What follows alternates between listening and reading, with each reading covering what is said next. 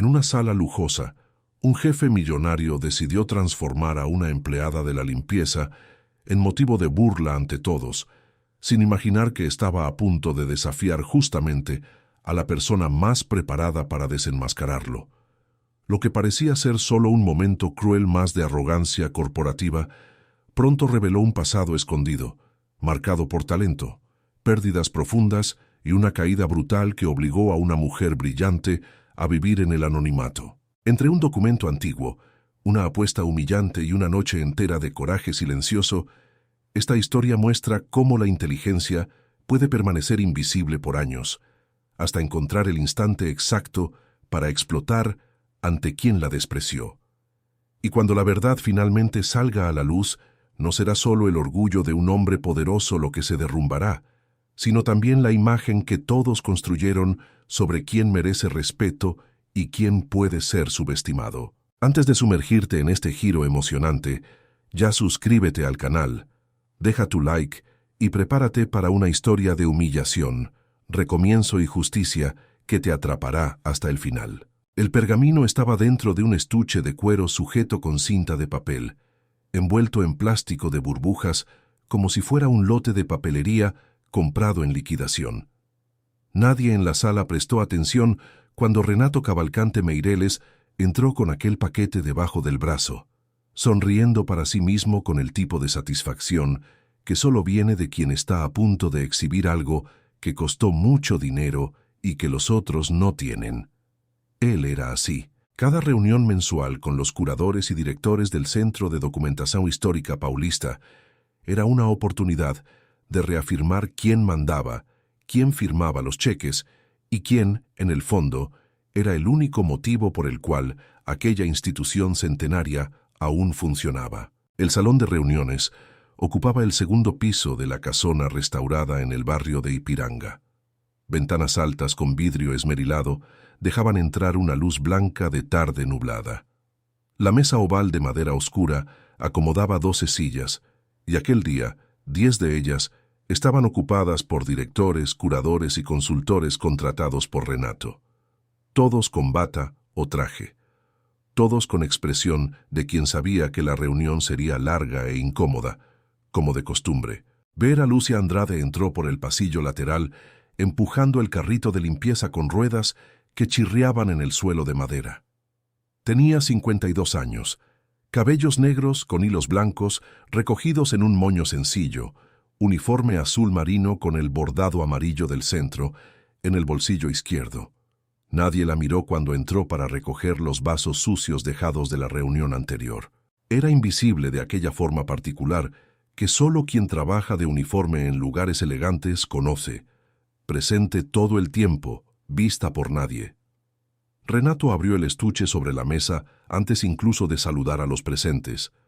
El pergamino era de tamaño medio, amarillento en los bordes, con texto escrito en columnas finas y un marco ornamental parcialmente desgastado. Había marcas de dobleces antiguos y lo que parecía ser una firma en la esquina inferior derecha, casi borrada. Él sostuvo el documento con las dos manos extendidas, inclinándolo en dirección a la luz como si fuera una obra de arte en exhibición privada. «Compré esto en una subasta en Lisboa el mes pasado», dijo él, sin sentarse. 72.000 euros. Documento clerical medieval probablemente del siglo XIV o XV, con anotaciones en latín y lo que el subastador llamó influencia visigoda. Autenticidad certificada por la casa de subastas. Hizo una pausa estratégica. Quiero que el centro lo incorpore al acervo como pieza destacada. Ya pensé en el nombre de la sala. Sala Meireles de Manuscritos Raros. Había un silencio específico que se instalaba siempre que Renato anunciaba algo así. No era respeto.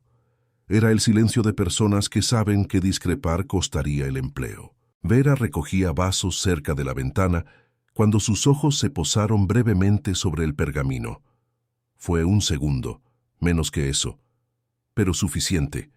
Ella reconoció el patrón de la escritura antes de reconocer cualquier palabra. La disposición de las columnas, el tipo de abreviatura visible en los márgenes, la ornamentación del marco. Su estómago dio un salto silencioso que nadie en la sala percibió. Ella desvió la mirada inmediatamente y continuó empujando el carrito. «Me gustaría que alguien del equipo hiciera un análisis preliminar esta semana», continuó Renato, guardando el pergamino en el estuche. «Pero primero...» Giró la cabeza y sus ojos encontraron a Vera de forma accidental, como quien nota una silla fuera de lugar. «Espera, ¿y tú?» El tono era el mismo que usaría para llamar a un perro. «¿Tú trabajas aquí hace cuánto tiempo?» Vera detuvo el carrito. 4 años, señor. 4 años en un museo y centro de documentación». Renato cruzó los brazos, con una sonrisa naciendo en las comisuras de la boca. «Entonces, debes haber aprendido algo, ¿no? Al menos de tanto pasar el trapo cerca de los documentos». Algunas risas discretas salieron de la mesa. «Voy a hacer una apuesta contigo». Tomó el estuche y levantó el pergamino de nuevo. «Si logras decirme qué está escrito aquí, te pago mi salario del mes entero. ¿Qué te parece?» El silencio cambió de calidad. Ahora era el silencio de quien espera una escena vergonzosa. Vera miró el documento. Sus ojos recorrieron las primeras líneas con una calma que pocos entenderían. Ella conocía aquel tipo de escritura. Conocía el latín eclesiástico tardío con influencia ibérica. Reconocía el uso específico de determinadas abreviaturas que aparecían en documentos producidos en escriptoria portugueses y castellanos entre los siglos XIII y XV. Todo eso pasó por su cabeza en menos de 3 respiraciones. Pero ella no dijo nada de eso. «Señor, necesitaría un tiempo para examinar con cuidado», dijo ella, con voz baja y sin confrontación. «Tiempo». Renato rió abiertamente. «Ella necesita tiempo». Se volvió hacia la mesa. ¿Alguien aquí cree que ella lograría traducir esto con un año entero? Más risas. Uno de los directores filmaba con el celular, sonriendo. Puedes irte, vuelve a tu carrito». Vera no respondió. Giró el carrito con movimientos precisos y salió por el pasillo lateral sin prisa, con la misma calma de quien aprendió a guardar cosas grandes en espacios muy pequeños. Nadie en la sala notó que sus ojos estaban secos, pero sus puños estaban cerrados sobre el mango del carrito, firmes como raíces. Allí abajo, en el pasillo de la planta baja cerca de los baños de servicio, Vera apoyó el carrito en la pared y se quedó parada por un momento. El eco de las risas aún llegaba en ondas sofocadas por el techo alto de la casona. Respiró hondo, dejó salir el aire despacio. Después abrió el armario de productos de limpieza, guardó algunos frascos y cerró la puerta con un clic suave. Había una empleada administrativa llamada Sonia, que a veces tomaba café con ella en la parte trasera de la cocina. Sonia había visto todo desde el pasillo y apareció con 2 vasos de agua caliente y sobres de té algunos minutos después, sin decir nada, solo sentándose en la silla de plástico al lado de Vera. Las dos se quedaron en silencio por un tiempo. «¿Viste el documento?», preguntó Sonia eventualmente. «Lo vi», dijo Vera. «¿Y podrías?». Vera levantó el vaso de té con las 2 manos. Miró el vapor por un instante. «Podría», dijo ella, sin vanidad, de la misma forma que un carpintero experimentado diría que puede clavar un clavo. Sonia asintió. No preguntó nada más, pero había algo en sus ojos. Una chispa de algo que aún no tenía nombre, que sería importante más tarde. Vera Lúcia Andrade había sido durante 15 años una de las mayores especialistas en paleografía ibérica medieval de Brasil. No era un título informal, era resultado de una trayectoria que comenzó en una biblioteca pública de Campinas cuando tenía 18 años y encontró por accidente un catálogo de manuscritos medievales encuadernado en cuero marrón que había sido donado por un profesor jubilado. Leyó aquel catálogo 3 veces en la misma semana. Después, fue tras más. La graduación en letras con énfasis en lenguas clásicas en la Unicamp fue seguida de una maestría en lingüística histórica y un doctorado en paleografía y codicología por la Universidad de São Paulo, con un periodo de investigación en Coimbra, donde tuvo acceso a documentos originales que pocos investigadores brasileños llegaron a tocar. Su tesis sobre variaciones gráficas en documentos eclesiásticos ibéricos del siglo XIV fue publicada en 3 revistas internacionales y continúa siendo citada hasta hoy, aunque su nombre aparezca cada vez más lejos en las referencias, sepultado por el tiempo y por el olvido. Durante los años en la academia, construyó una red de colegas en Portugal, España y Argentina. Tenía una oficina propia en el Museu Paulista, participaba en congresos, orientaba a alumnos de iniciación científica. Había una Vera Lucia Andrade que usaba blazer oscuro y hablaba en mesas redondas sobre autenticidad documental, con la precisión calmada de quien domina un tema de adentro hacia afuera. Esa Vera existió de verdad, con documentos que probaban cada paso de la trayectoria, guardados en cajas de cartón en una habitación de pensión en el barrio de Moca. El giro vino de forma gradual, como la mayoría de las cosas que arruinan una vida sin aviso. Su padre, Aristides, fue diagnosticado con una condición neurológica seria cuando ella tenía 43 años.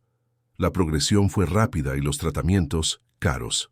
Vera vendió el apartamento que compartía con una colega, usó los ahorros, recurrió al crédito y después al crédito sobre el crédito. Cuando la situación se volvió insostenible, pidió licencia no remunerada de la universidad para cuidarlo. La licencia se convirtió en 2 años. 2 años se convirtieron en alejamiento. El alejamiento se convirtió en rescisión silenciosa en un periodo en el que ella estaba demasiado exhausta para luchar por nada. Aristides vivió 4 años más después del diagnóstico, y Vera estuvo presente en cada uno de ellos. Cuando todo terminó, ella tenía 50 años, sin empleo, sin ahorros, y con un currículum que estaba detenido en el tiempo, como un reloj roto. Intentó regresar a la academia. Había vacantes, pero había también la realidad cruel de las selecciones públicas, de las disputas internas, de las redes de favores que ella había dejado de cultivar. Había enviado currículums a museos, institutos de investigación, editoriales especializadas. Pocos respondieron. Ninguna respuesta llevó a nada concreto.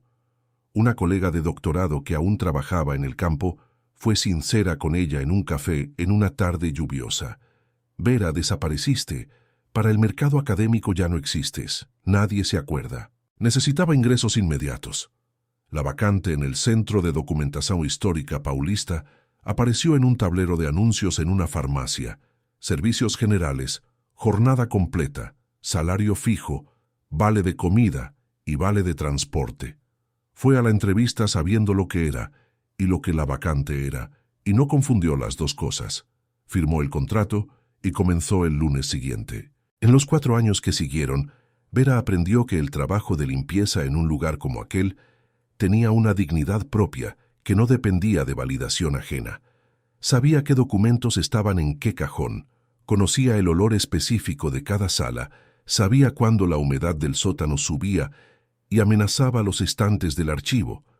Pero aprendió también a callar. Aprendió que existía un código implícito según el cual el uniforme determinaba cuánto alguien merecía ser escuchado, y que romper ese código sin tener poder alguno para sustentarlo solo generaba humillación innecesaria. Por eso cayó cuando uno de los curadores citó mal la fecha de un manuscrito del siglo XVI, en una conversación que escuchó por casualidad en el pasillo.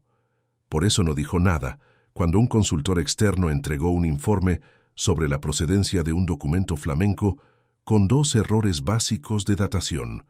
Por eso, se quedó parada en el carrito cuando Renato Meireles exhibió el pergamino, y ella supo, de inmediato, que había algo mal más allá de la arrogancia. Aquella noche, en la habitación de la pensión, Vera abrió la caja de cartón debajo de la cama donde estaban los libros más usados.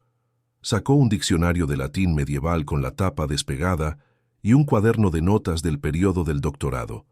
Páginas amarillentas cubiertas de observaciones en letra pequeña. Colocó los 2 sobre la cama y se quedó mirándolos por un tiempo, como quien reencuentra a alguien después de mucho tiempo y no sabe con certeza cómo comenzar la conversación. No era el dinero. 72.000 euros por un manuscrito medieval para decorar una sala con el nombre del donante.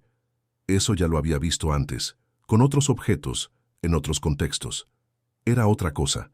Era la sensación específica visceral y silenciosa, de haber mirado aquel texto durante 2 segundos y haber reconocido con absoluta claridad que el documento escondía algo que Renato Meireles no había percibido y que el subastador probablemente tampoco había percibido.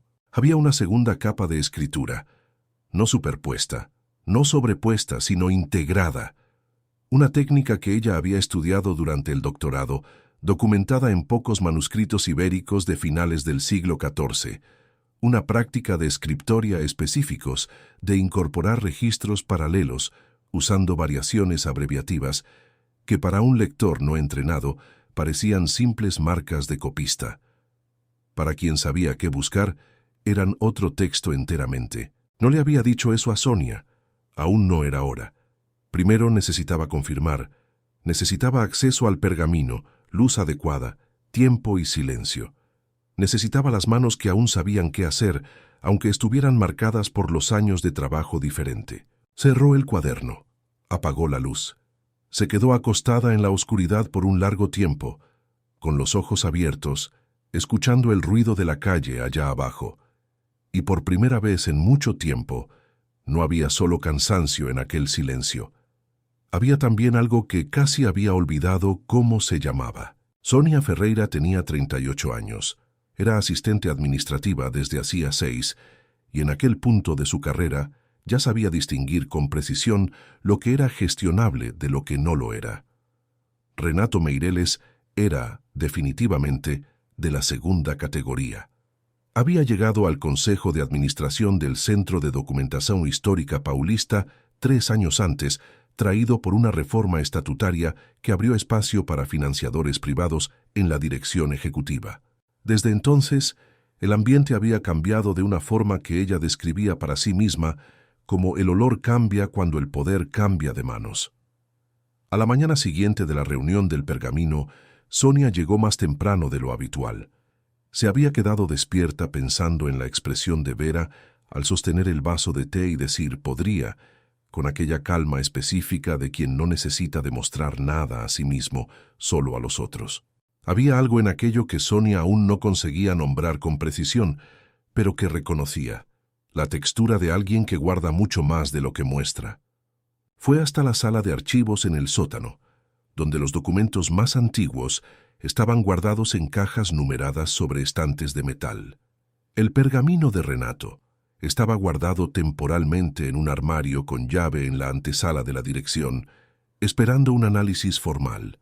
Sonia no tenía la llave de aquel armario, pero sabía que el documento había sido fotografiado por el asistente de curaduría a su llegada y que esas fotografías de catalogación preliminar estaban en la carpeta compartida del servidor interno. Abrió la carpeta, encontró las imágenes y las abrió en la pantalla grande de la computadora de la recepción. Eran 6 fotografías de alta resolución: frente, dorso, 4 detalles de los bordes y de la esquina inferior.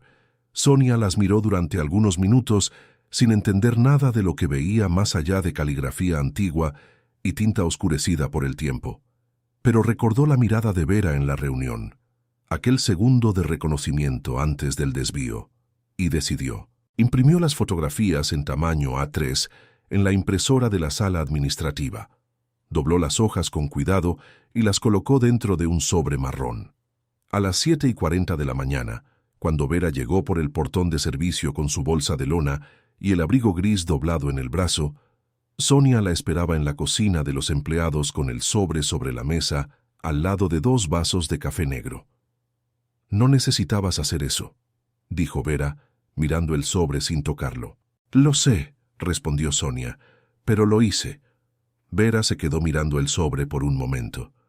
Después acercó la silla, se sentó, tomó el café y dio un trago largo antes de abrir el sobre y colocar las imágenes sobre la mesa. Sonia observó sin hablar. Vera pasó el dedo por encima de las fotografías sin tocar, solo siguiendo líneas con la mirada, inclinando la cabeza de un lado y de otro, como alguien que escucha una música en volumen bajo, intentando identificar el instrumento de fondo. «El subastador lo llamó influencia visigoda», dijo Vera en voz baja, casi para sí misma. «No lo es. Es una forma de escritura que aparece en documentos producidos en una región específica de la frontera entre lo que hoy es Portugal y España, a finales del siglo XIV. Scriptoria vinculados a la orden de los canónigos regulares de San Agustín, señaló el marco ornamental en una de las fotos. Esta decoración de marco es característica, lo suficientemente específica para limitar el origen. ¿Y qué está escrito?, preguntó Sonia. Vera giró una de las fotos de detalle. Aquí es un testamento clerical, el texto principal, lo que cualquier latinista con formación básica lograría leer, es la disposición de los bienes de un prior o abad, con referencias a la donación de tierras para la comunidad monástica. Estándar para la época. Se detuvo.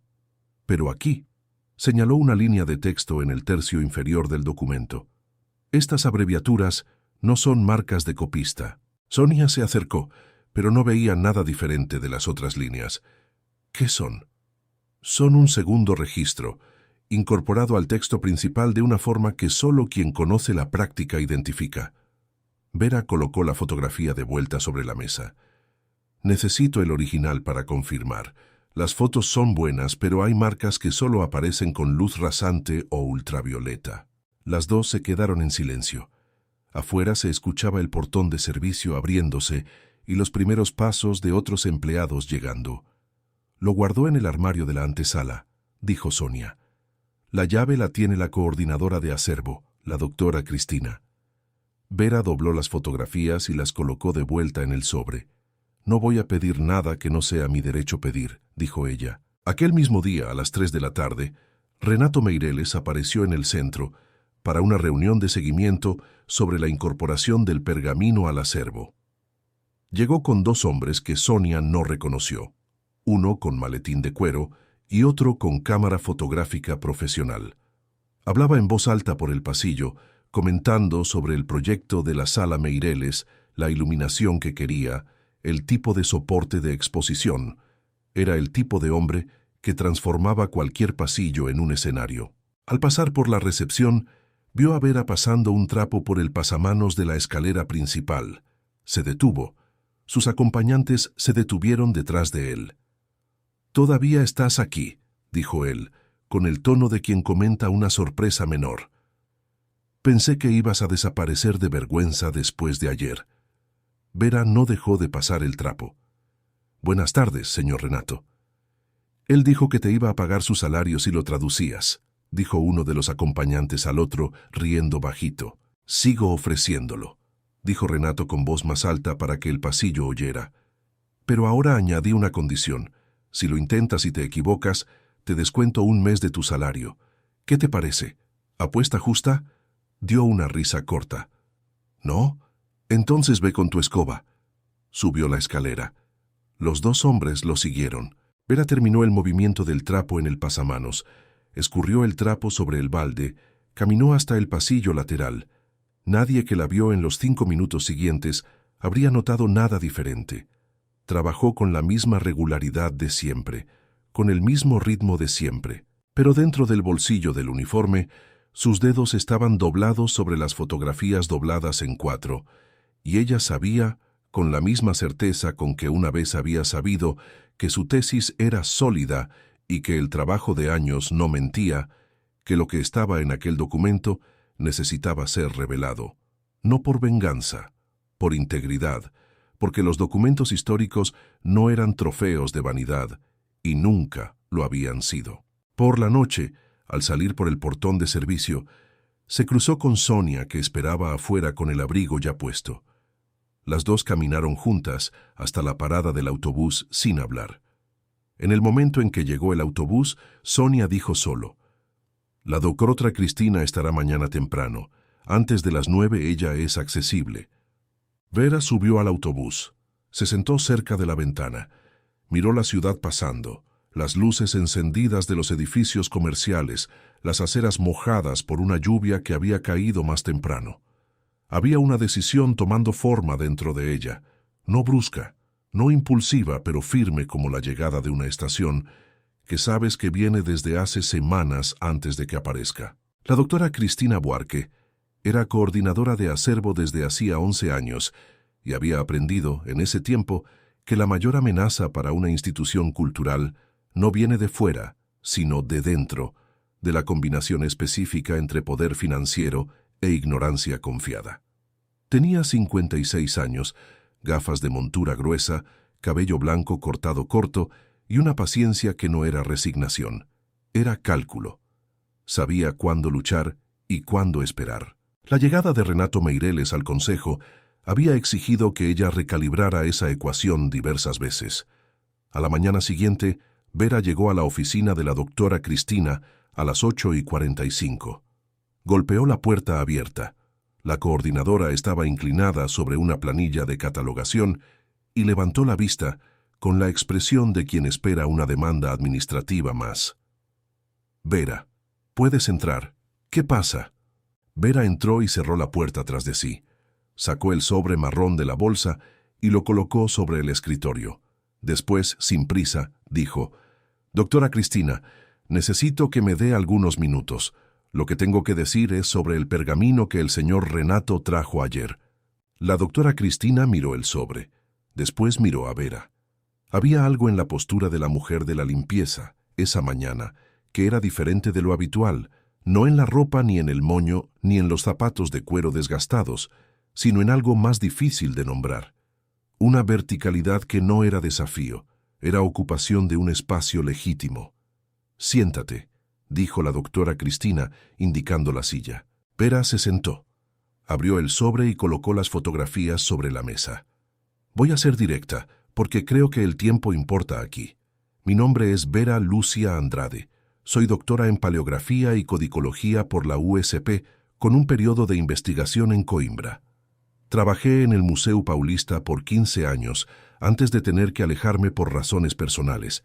Estoy aquí hace 4 años como empleada de servicios generales, porque fue lo que encontré cuando necesité recomenzar». La doctora Cristina se quedó completamente inmóvil.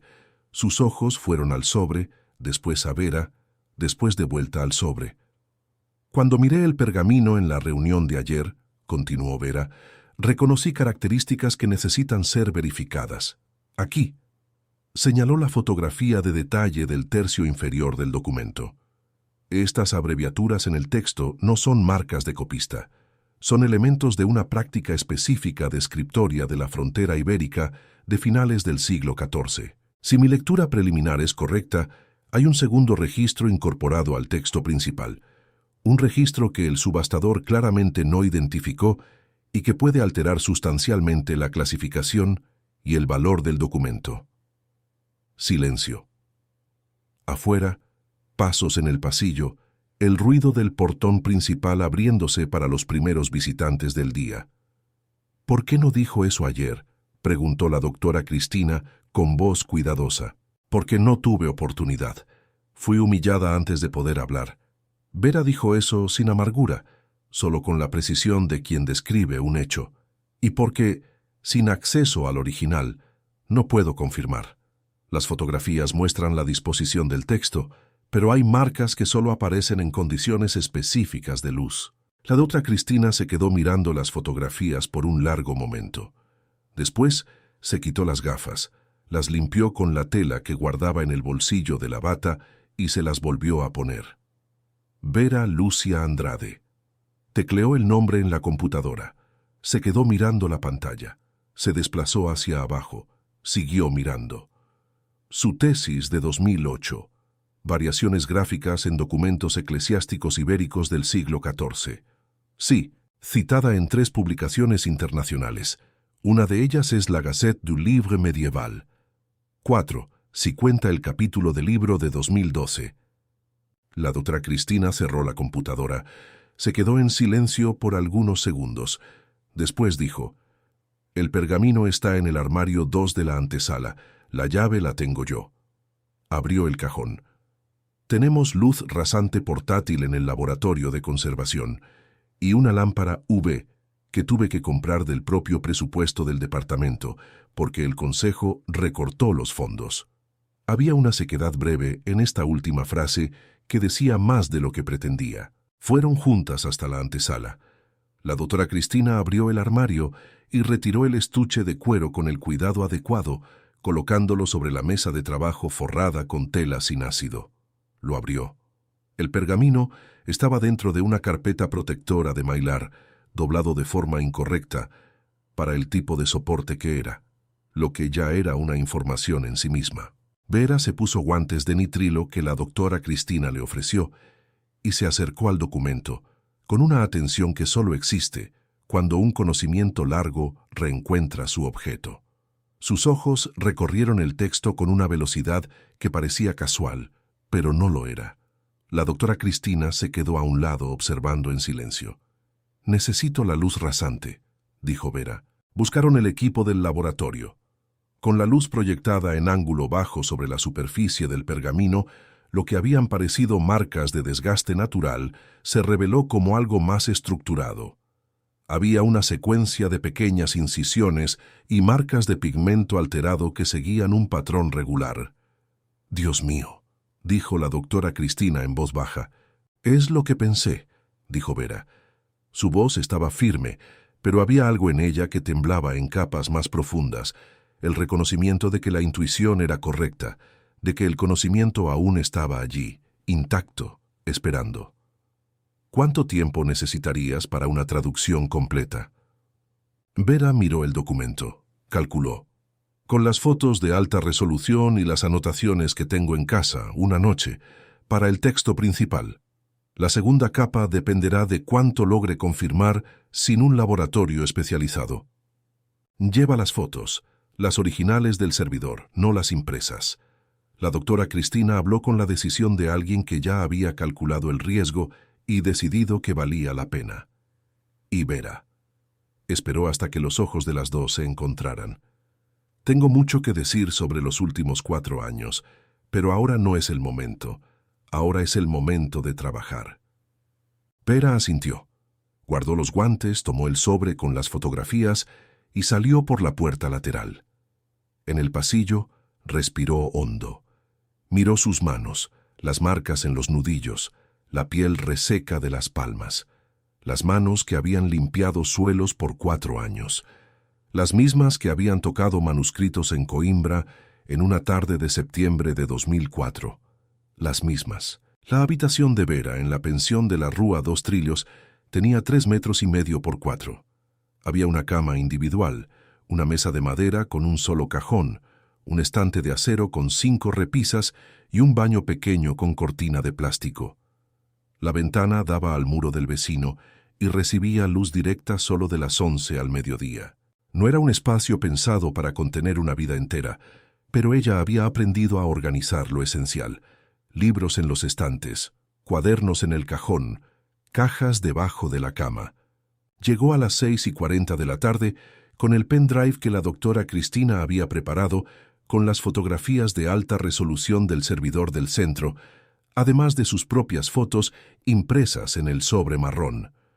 Colocó todo sobre la mesa, encendió la lámpara de cuello ajustable que usaba para leer, abrió el diccionario de latín medieval, el cuaderno de notas del doctorado y un cuaderno nuevo en blanco que había comprado en la papelería debajo de la pensión. Había trabajado todo el día en el centro después de la conversación con la doctora Cristina, limpiado 3 pisos y el vestíbulo de entrada, servido agua en 2 reuniones y desmontado un display temporal que sería sustituido la semana siguiente. Estaba cansada con el cansancio físico específico de ese tipo de trabajo que se acumula en la espalda y en los tobillos.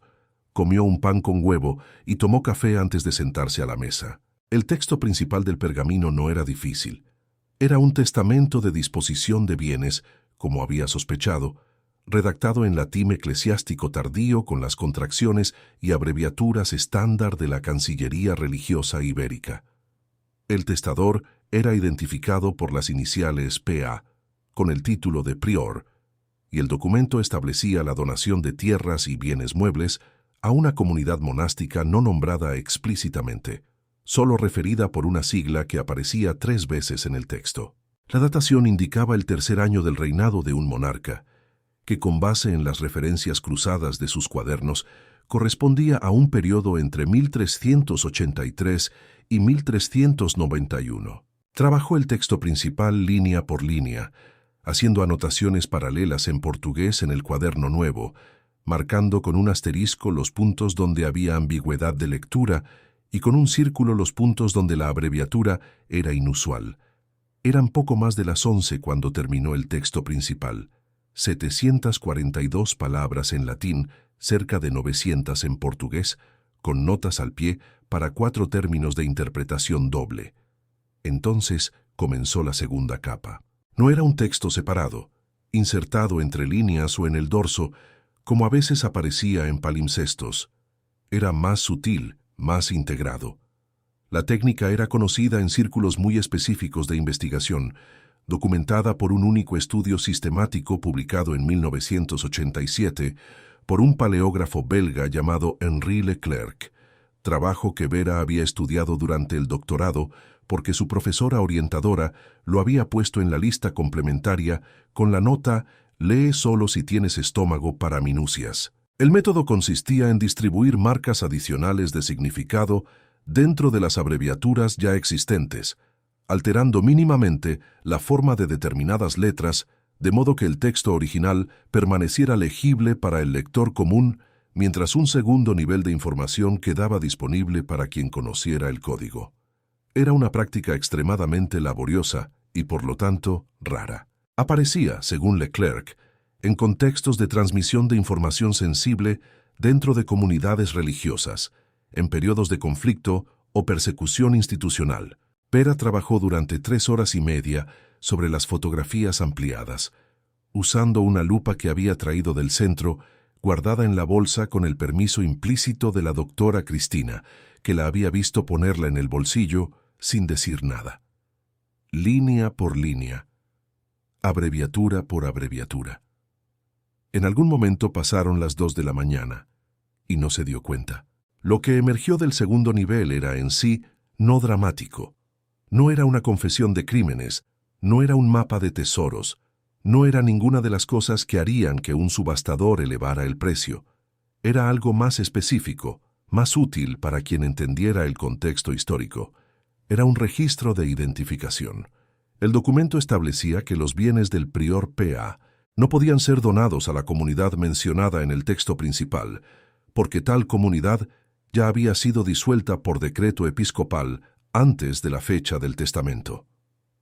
El texto del segundo nivel registraba esto como hecho, con referencia a un documento de disolución que identificaba explícitamente a la comunidad por su ubicación geográfica. Lo que eso significaba, en términos de evaluación documental, era preciso. Significaba que el testamento del texto principal era jurídicamente ineficaz. Un documento de disposición de bienes para una entidad ya disuelta en el momento de la firma, lo que alteraba completamente la categoría del manuscrito. No era un testamento activo, era un documento histórico de un intento frustrado, posiblemente registrado deliberadamente por razones que el contexto histórico podría explicar, pero que transformaban la pieza de un documento clerical con valor patrimonial alto a un documento de interés histórico secundario con valor de mercado significativamente menor.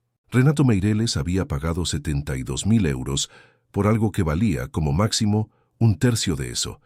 Vera cerró el cuaderno. Se quedó mirando la pared por un tiempo. La ventana estaba oscura, el muro del vecino iluminado por una farola distante.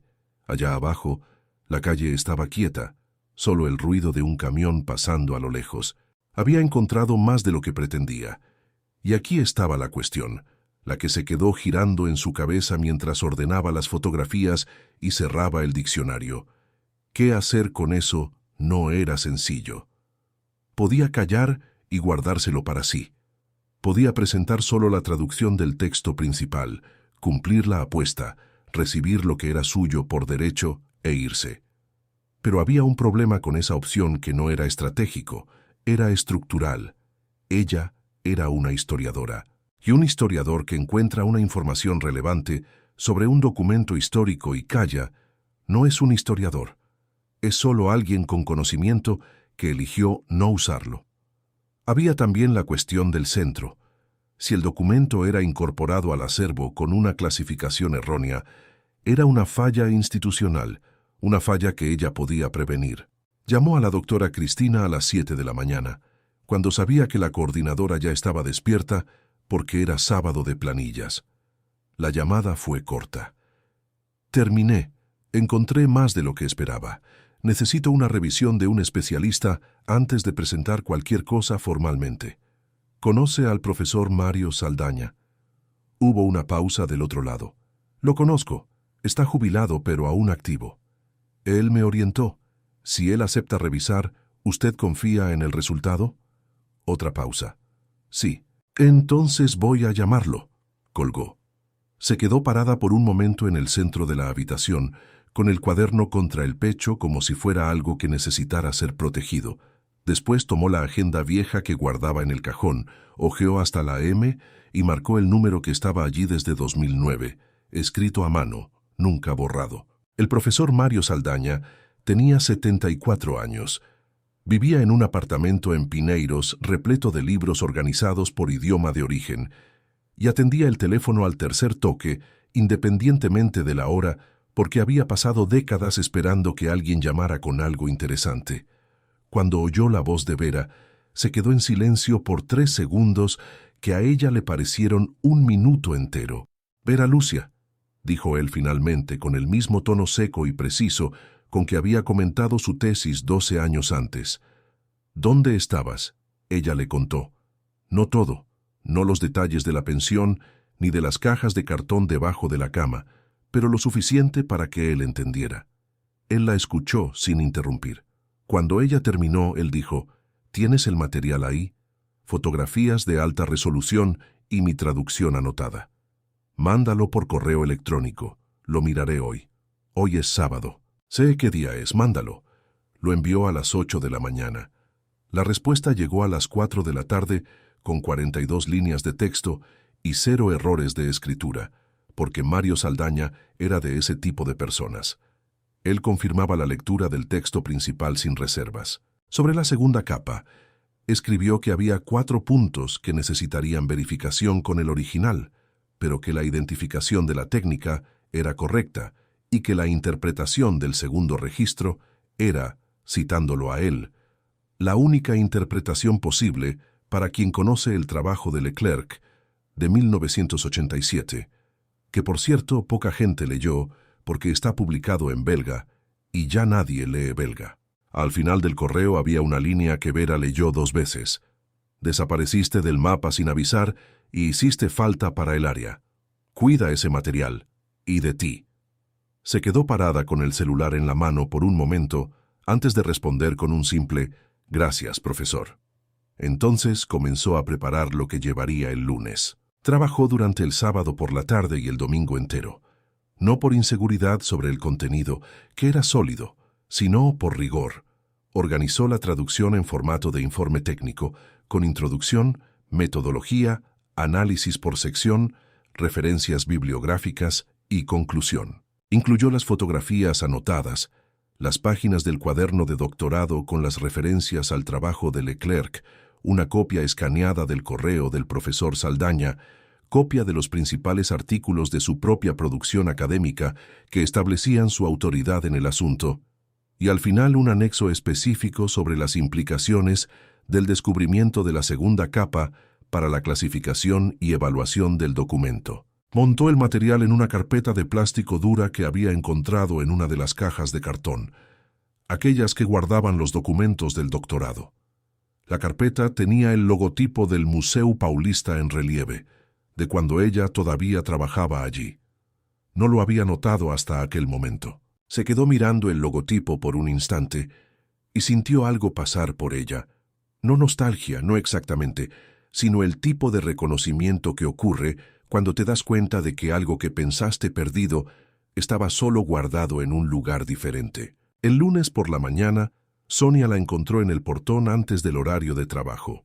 «Él va a estar aquí a las 10», dijo Sonia, en voz baja, con el abrigo apretado contra el frío de agosto. Reunión de seguimiento sobre el acervo. La doctora Cristina confirmó que estará presente. Y le pedí a Rodrigo de Comunicación que estuviera disponible porque voy a necesitar la sala de presentaciones. Vera la miró. «No necesitabas hacer eso». «Lo sé», dijo Sonia por segunda vez en 5 días, pero lo hice. Las dos entraron por el portón de servicio. Vera fue a guardar su bolsa en el armario de los empleados, ponerse el uniforme, tomar el carrito. Trabajó las primeras 2 horas de la mañana de la misma forma que trabajaba cualquier lunes, barriendo el pasillo de la planta baja, limpiando el baño de visitantes, recogiendo las alfombras de entrada para sacudirlas en el patio. No era una actuación de normalidad. Era el trabajo que ella había aceptado hacer y que hacía con la misma seriedad con que había hecho todo en su vida. A las 9:40, la doctora Cristina bajó a la planta baja y se acercó a ella en el pasillo lateral. ¿Está todo listo de tu lado? Está. Sabe que lo que va a pasar puede ser incómodo. Él no acepta bien ser contradicho. Lo sé, dijo Vera, pero lo que está en esa carpeta no es una opinión. Es un informe técnico revisado por uno de los mayores especialistas vivos en paleografía ibérica. Opiniones él puede cuestionar. Esto no puede. La doctora Cristina asintió con una seriedad que también contenía otra cosa, algo parecido al alivio. Renato Meireles llegó a las 10:05 con su asistente y el mismo abogado que había aparecido días antes.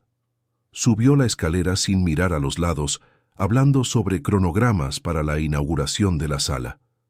La reunión de seguimiento estaba marcada para la sala de presentaciones en el segundo piso, donde había un proyector, una mesa larga y las sillas formales que solo se usaban en reuniones de consejo.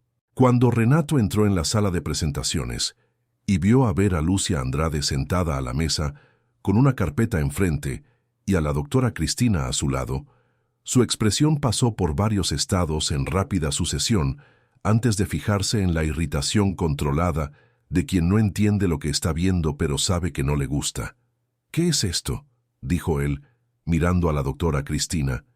«¿Esto es una broma?». «No», dijo la doctora Cristina, con la voz de quien había calculado esa respuesta hacía días. Vera Lucia Andrade es doctora en paleografía y codicología por la USP, exinvestigadora del Museu Paulista, con 15 años de experiencia en manuscritos medievales ibéricos. Ella analizó el pergamino que el señor trajo y preparó un informe técnico que es de interés de esta institución y del señor escuchar. Renato miró a Vera. Después dio una risa corta, de esas que sirven para establecer jerarquía y ganar tiempo. La mujer de la limpieza tiene un doctorado. Genial. Se volvió hacia su asistente. ¿Estás grabando esto? Señor Renato, dijo Vera con calma completa. Existe un video grabado por uno de sus ejecutivos en la reunión del lunes pasado, donde el señor hace una apuesta pública. Todos aquí están al tanto de eso, y creo que el señor también. No vine aquí para hablar sobre apuestas. Vine a presentar un informe técnico sobre un documento histórico que esta institución consideró incorporar al acervo. Lo que el señor decida hacer con la apuesta después es elección suya. Silencio. El abogado, que se había quedado de pie cerca de la puerta, se acercó y retiró la silla lentamente. Vera abrió la carpeta. La sala de presentaciones del Centro de Documentación Histórica Paulista tenía capacidad para 20 personas, pero aquel lunes por la mañana había solo 7. Vera Lucia, la doctora Cristina, Sonia al fondo con un bloc de notas, Renato Meireles, su asistente, el abogado y el curador jefe Fabio Esteves, que había sido convocado por la doctora Cristina con 1 hora de antelación, y llegó con la expresión de alguien que está a punto de presenciar una tormenta que previó hace tiempo. Las ventanas altas dejaban entrar la luz blanca y fría de la mañana de agosto. Vera colocó sobre la mesa las fotografías ampliadas del pergamino, organizadas en una secuencia que comenzaba por la visión general y avanzaba hacia los detalles. Al lado, colocó el informe técnico impreso en 12 páginas, numeradas, con referencias al pie. No había prisa en sus movimientos, había precisión. «El documento que el señor trajo es auténtico», comenzó ella mirando a Renato directamente. «Eso es el primer punto, y es importante que quede claro. No es una falsificación. Es un manuscrito ibérico de finales del siglo XIV, producido en un scriptorium de influencia agustiniana en la región de frontera entre los reinos de Portugal y Castilla, con las características codicológicas y paleográficas consistentes con ese periodo y ese origen. Renato cruzó los brazos pero no habló. Su abogado tomó nota. El texto principal, continuó Vera, es un testamento clerical. La disposición de los bienes de un prior identificado por las iniciales PA para una comunidad monástica referida por sigla. El latín es el estándar para la cancillería eclesiástica de la época, con algunas especificidades regionales que el análisis detalla en la sección 2 del informe. Señaló la página. Cualquier latinista con formación en latín medieval lograría leer este texto. El subastador que certificó el documento probablemente lo leyó o contrató a alguien que lo leyera. La autenticidad y la datación son correctas. Hizo una pausa breve. Tomó la foto de detalle del tercio inferior del pergamino y la posicionó en el centro de la mesa. Lo que el subastador no identificó, y lo que no está en la certificación de autenticidad que acompaña al documento, es esto. Señaló la secuencia de abreviaturas que había pasado 3 horas de la madrugada analizando. Estas marcas no son ornamentales ni son desgaste. Son elementos de una técnica documentada de transmisión de información secundaria en manuscritos eclesiásticos ibéricos del periodo. La técnica fue estudiada sistemáticamente por un único investigador, el paleógrafo belga Henri Leclerc, en una publicación de 1987 que permanece como referencia exclusiva. Abrió el informe en la sección 4, donde había reproducido los pasajes relevantes de Leclerc. La identificación de esta técnica y la lectura del segundo registro son el corazón de este informe. Fabio Esteves, el curador jefe, se inclinó hacia adelante. ¿Y qué dice el segundo registro? Dice que la comunidad monástica a la cual el prior PA destinaba sus bienes ya había sido disuelta por decreto episcopal antes de la fecha del testamento. Vera habló despacio, sin afectación dramática, solo con la claridad necesaria para que cada palabra llegara. El testamento del texto principal era, por lo tanto, jurídicamente ineficaz en el momento en que fue redactado. Es el registro de una disposición de bienes para una entidad que ya no existía. Eso transforma fundamentalmente la naturaleza del documento. El silencio que se instaló tenía un peso diferente al silencio de cortesía o de espera. Era el silencio de quien está procesando una información que cambia lo que pensaba que sabía. Renato descruzó los brazos. Eso es una interpretación suya. No, dijo Vera. Es una lectura técnica revisada por el profesor Mario Saldaña de la Universidad de São Paulo, especialista en paleografía ibérica medieval, que confirma tanto la identificación de la técnica como la interpretación del segundo registro. Abrió el informe en la última sección y deslizó sobre la mesa una copia del correo del profesor Saldaña, impreso y firmado con nota de autenticidad. Puedo conectarlo ahora por videollamada, si el señor prefiere una confirmación directa. Él está disponible. Renato miró al abogado. El abogado estaba leyendo el correo del profesor Saldaña con atención cuidadosa. ¿Qué significa esto en términos de valor?, preguntó el abogado sin levantar la vista. Significa que el documento no es un testamento activo con valor patrimonial de primera categoría, dijo Vera. Es un documento histórico de interés secundario, relevante para la historia de las comunidades monásticas ibéricas del periodo, pero sin el valor de mercado de un testamento canónico efectivo. La casa de subastas lo clasificó en la categoría errónea porque no identificó el segundo registro. Con base en documentos comparables correctamente clasificados en subastas en los últimos 10 años, el valor de mercado real está entre 15 y 25.000 euros. Renato Meireles se quedó inmóvil. Su asistente dejó de teclear. El señor pagó 72.000 euros, dijo la doctora Cristina, con la misma voz neutra que usaba para comunicar recortes de presupuesto. Vera cerró el informe con un movimiento suave. Eso no es problema de este centro. El negocio se hizo entre el señor y la casa de subastas. Lo que es problema de este centro es que el señor propuso la incorporación de un documento clasificado erróneamente al acervo institucional. El informe que presenté existe para proteger la integridad del acervo, no para exponer a nadie. Fabio Esteves la miró con una expresión que ella reconocía como la expresión de alguien que está recalibrando silenciosamente una serie de juicios anteriores. «¿Usted puede hacer eso?», dijo él. «¿Presentar un informe así, sin firmar como empleada del centro?». «Firmo como investigadora. Mi título y mi producción académica están en la página 1 del informe». Vera lo miró directamente. «El uniforme que uso aquí no cancela lo que aprendí antes de usarlo». Había un video. Todos en la sala lo sabían porque Sonia lo había mencionado discretamente antes de la reunión y porque el propio asistente de Renato había sido el responsable de la grabación la semana anterior. El abogado dijo algo en voz baja a Renato. Renato se quedó mirando la mesa por un largo segundo.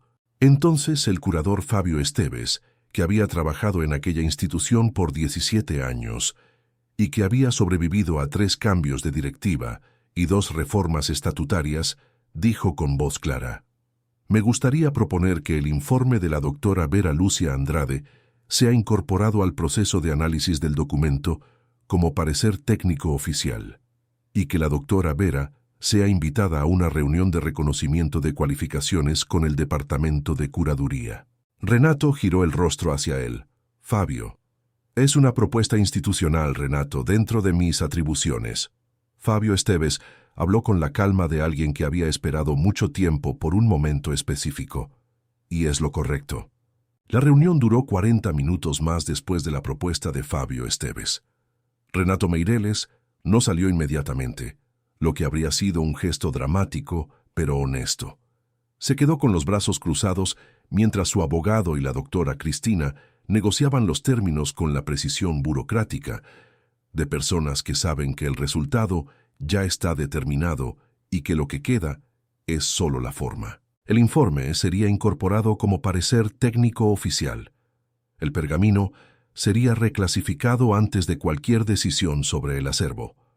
La cuestión de la apuesta que había sido grabada y que circulaba en una versión cortada entre algunos empleados desde la semana anterior sería tratada por separado con un acuerdo entre las partes.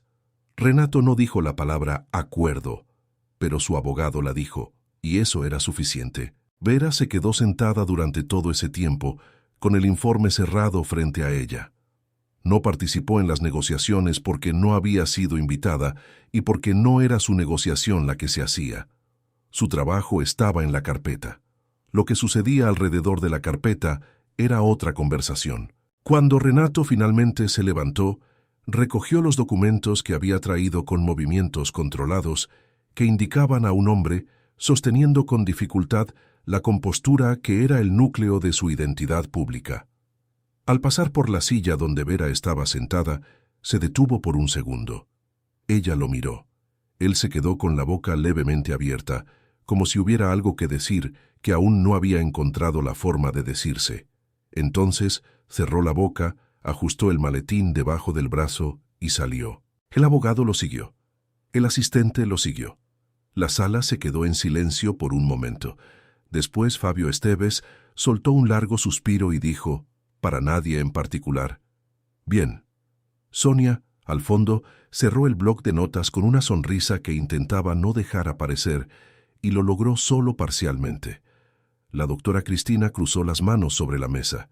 «Vera, sabes que la situación de tu contrato actual tendrá que ser revisada». «Lo sé», dijo Vera.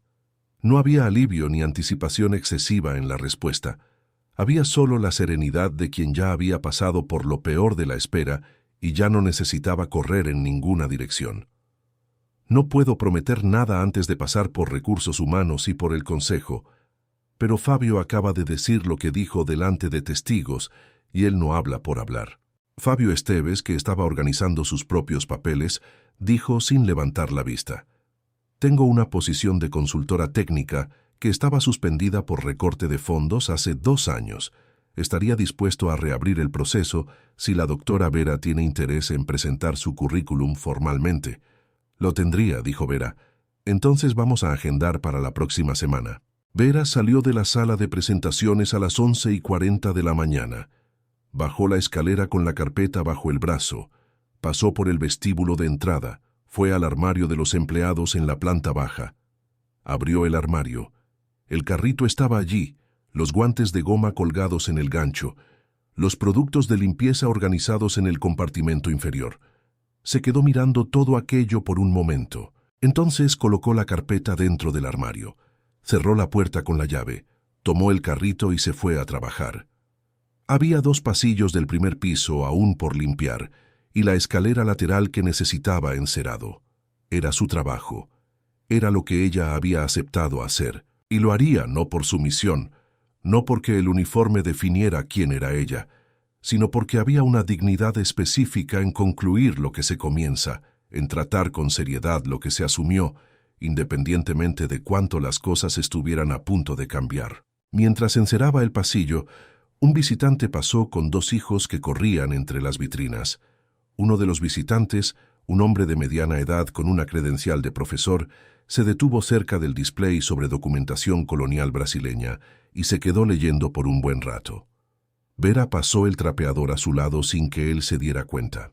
Había algo en aquel hombre mirando documentos antiguos con aquella atención específica que ella reconocía, la atención de quien sabe lo que está mirando y por eso mira de forma diferente.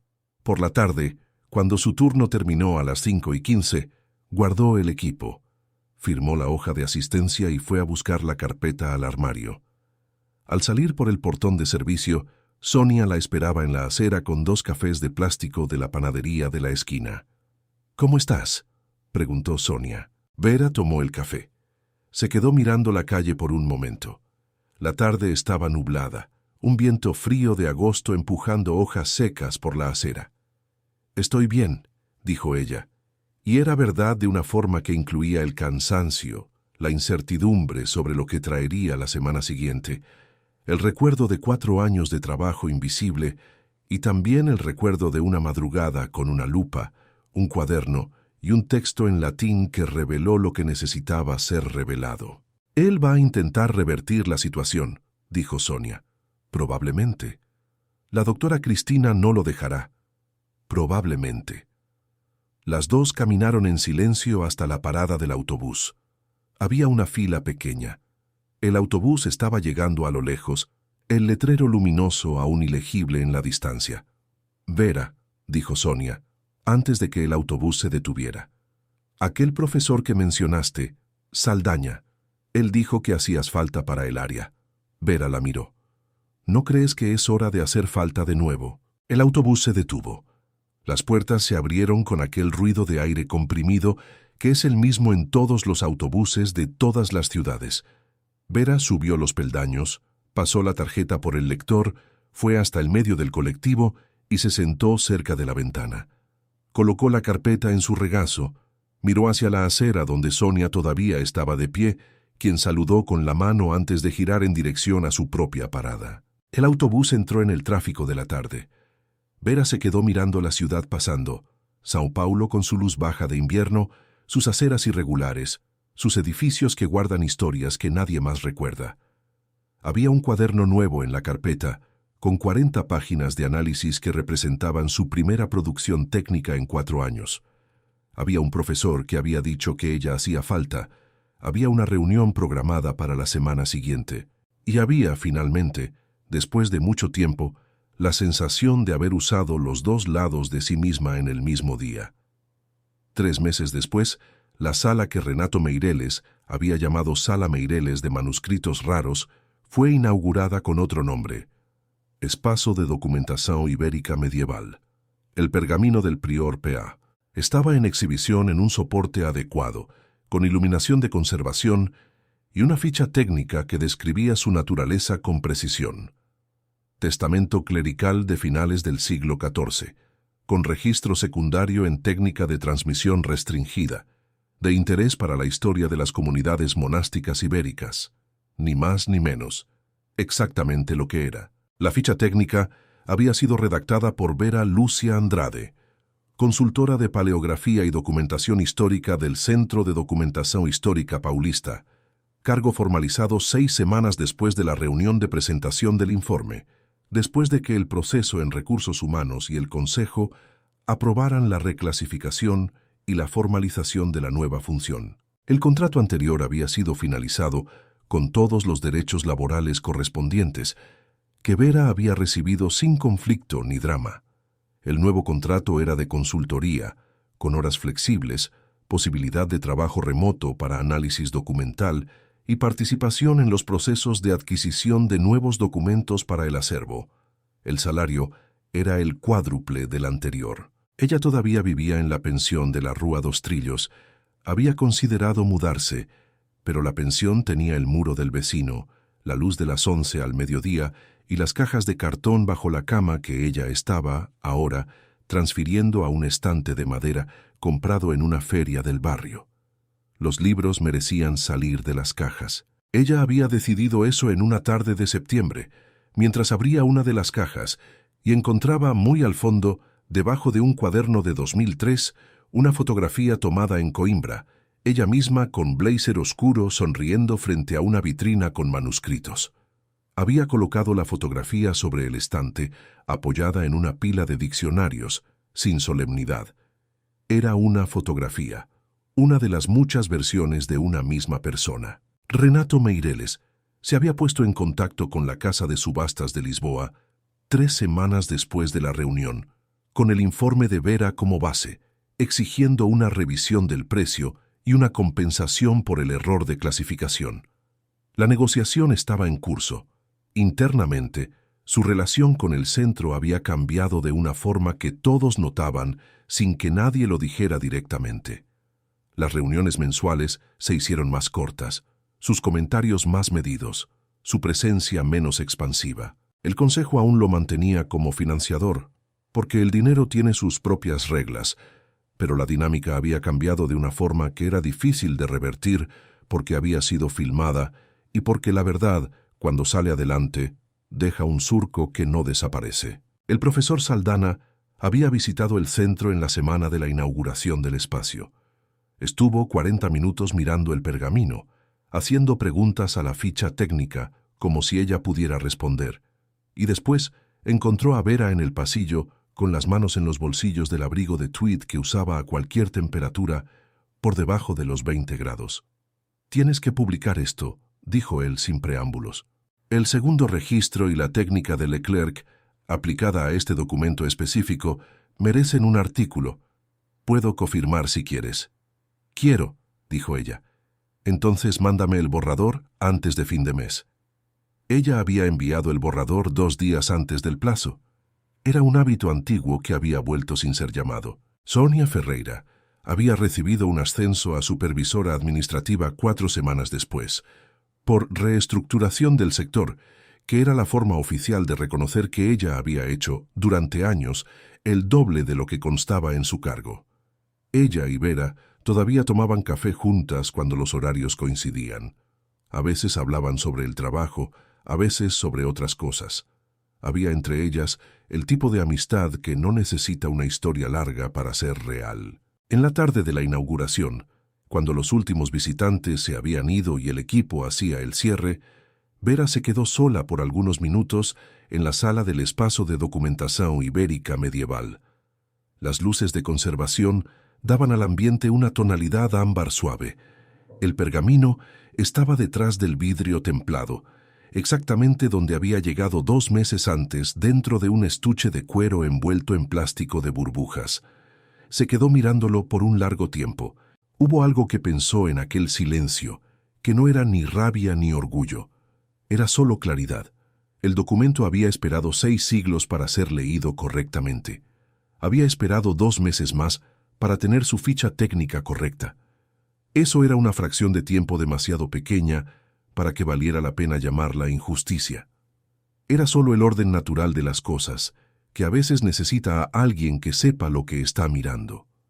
Apagó la luz al salir. En el pasillo, tomó la bolsa que había dejado en la silla de la recepción y caminó por el vestíbulo de entrada, pasando por el display que ella misma había montado el día en que fue contratada como consultora.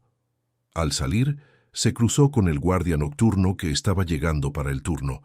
Él asintió con la cabeza. Ella asintió de vuelta. Salió por el portón principal, por primera vez, porque la consultora usa el portón principal. La noche de agosto estaba fría y limpia. con aquella calidad específica del aire paulistano cuando pasa un frente frío y la ciudad se vuelve, por algunas horas, menos opresiva. Vera caminó por la acera en dirección a la parada del autobús con la bolsa al hombro, la carpeta con el borrador del artículo dentro y la misma calma que la había acompañado en toda aquella historia, no la calma de quien no siente, sino la calma de quien aprendió que lo que es verdadero no necesita urgencia para existir. Y si alguien la viera caminar por aquella acera aquella noche, tal vez no sabría decir qué había de diferente en ella. El abrigo era el mismo gris de siempre, la bolsa era la misma de lona, pero había algo en la forma en que ocupaba el espacio, con cada paso firme en el suelo irregular de la acera, que contaba sin palabras la historia entera. Querida persona que llegó hasta aquí, la historia de Vera Lucia no es solo sobre un documento o una apuesta, es sobre lo que sucede cuando el conocimiento encuentra el momento adecuado para revelarse, y sobre las personas silenciosas que cargan mundos enteros debajo de lo que el mundo decide ver. Si esta historia tocó algo en ti, tiene compañía. Nuestro canal está lleno de narrativas como esta, de vidas que cambiaron, de dignidad que resistió, de giros que nadie esperaba. Suscríbete ahora para no perderte los próximos capítulos de la vida real que parecen ficción. Deja tu like porque le dice al canal que historias así merecen seguir siendo contadas. Y dinos en los comentarios, ¿alguna vez fuiste subestimado por alguien y demostraste que estaban equivocados? Cuéntanos. Te estamos escuchando. Fin de la historia.